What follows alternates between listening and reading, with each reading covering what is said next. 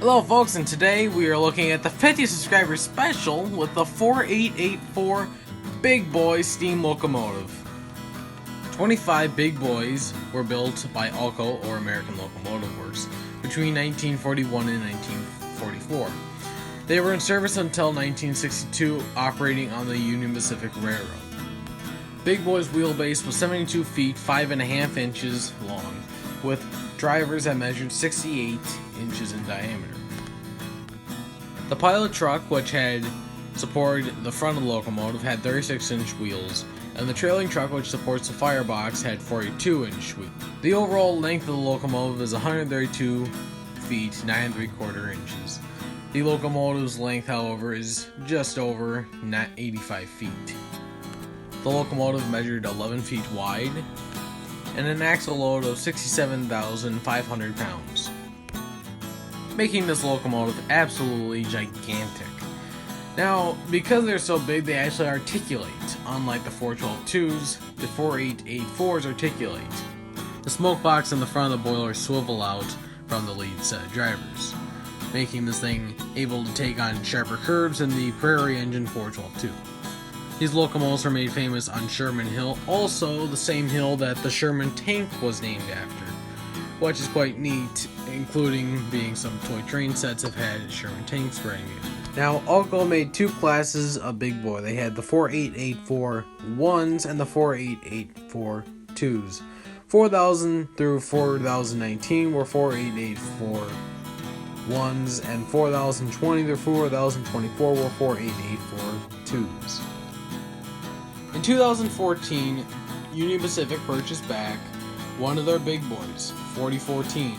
By 2019, less than 5 years, they had restored Big Boy.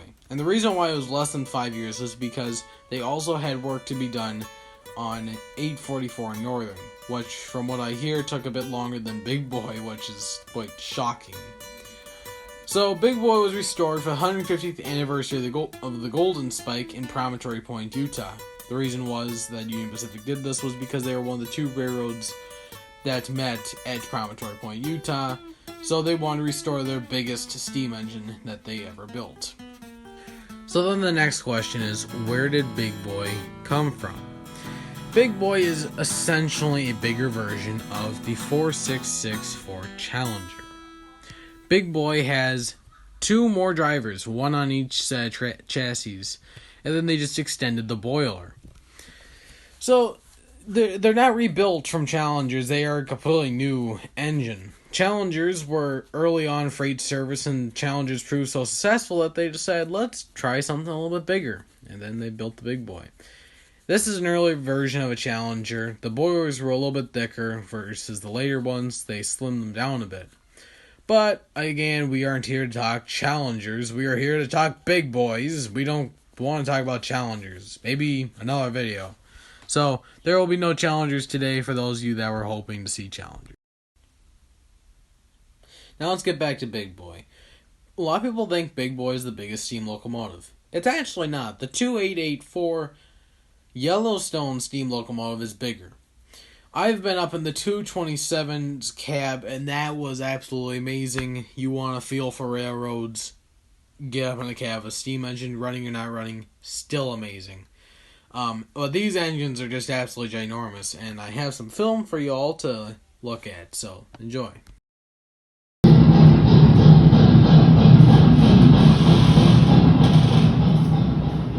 Number 227 was one of 18 Yellowstone type locomotives built by the Falcon Locomotive Works during World War II years 1941 and 19... Welcome back, after we just looked at Challengers and Yellowstones.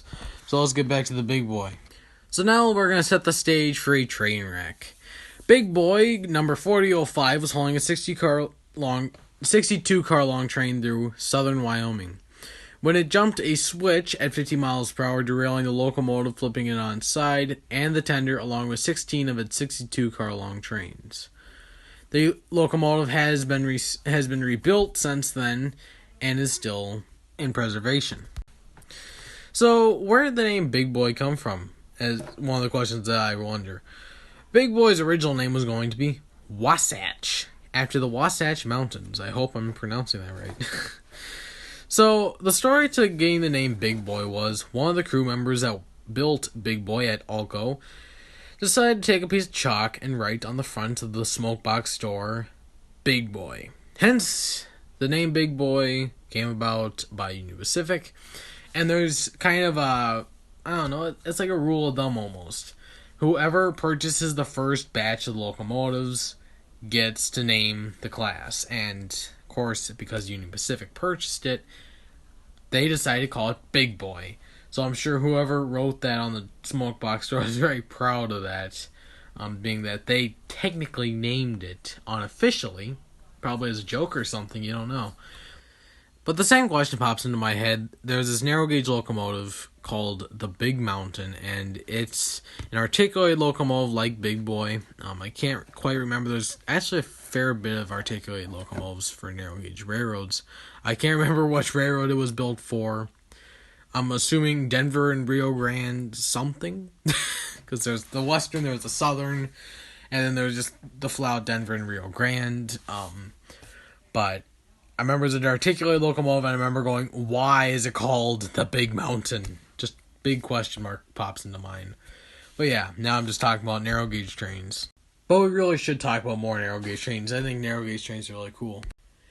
So I think we're going to wrap the video up here. We're going to finish it up with a little bit of music and some memorabilia of Big Boy. And we are going to wrap the video up here. Thank you for watching my 50 subscriber special. As always, see you on the rails.